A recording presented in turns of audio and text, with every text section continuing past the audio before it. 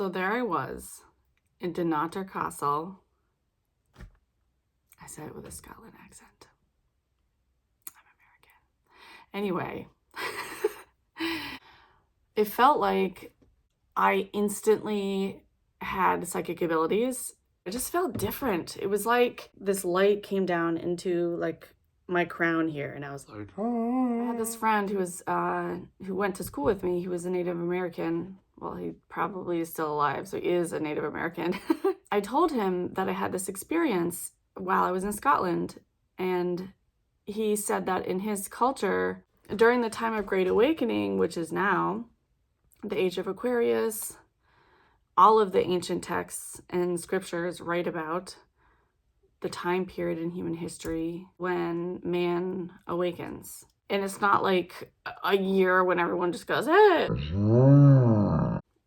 That will result in a lot of chaos. Just one of the downloads I've gotten from Spirit is that we are in the age of enlightenment right now, and that more and more people are going to start waking up. So, back to where I was. So my friend told me that in his culture, there's this belief that during the Age of Awakening, this is all paraphrasing, by the way. So my friend, if you recognize me and you're watching this, okay, I'm sorry if I botched your message, but this was 5 years ago. He said that. So, when people remember themselves, basically, when they reconnect with their heritage. When I mean heritage, I don't mean like your genetics, like what 23andMe tell you that like where you're from.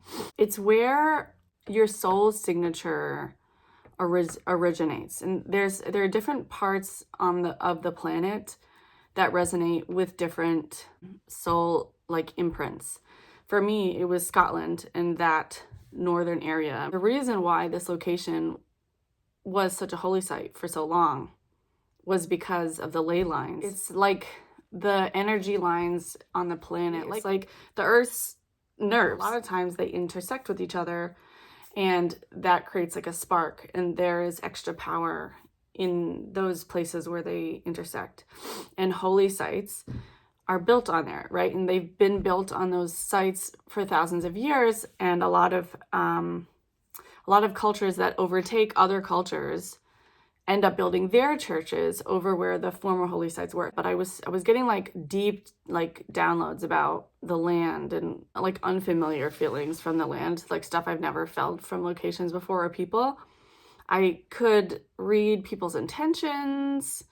I just had like a knowing about stuff, which I learned later is called claircognizance, which is one of my strongest psychic abilities, is just knowing things without knowing how I know them, which gets me in trouble because people will often be like, well, where did you read that? Or what's your source? And my source is the source, oneness. That's where I get my data, like from the ether, from spirit, whatever you want to call it. It has different words, but one of the things you're going to learn on your spiritual awakening journey is to trust yourself, to trust your knowings, to trust what does and does not feel right, and to be okay if you're wrong, because you have to be wrong a lot before you can finally understand what right feels like. And that's just how it works.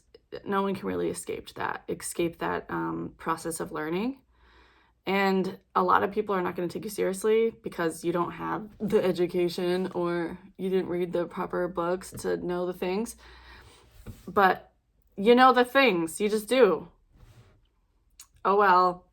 And you're going to move through your life feeling a sense of peace because you have this deeper understanding of your environment, and that's what's going to keep you safe. That's what's going to keep you successful. That's going to keep you moving forward, and it's going to keep you growing and advancing and ascending.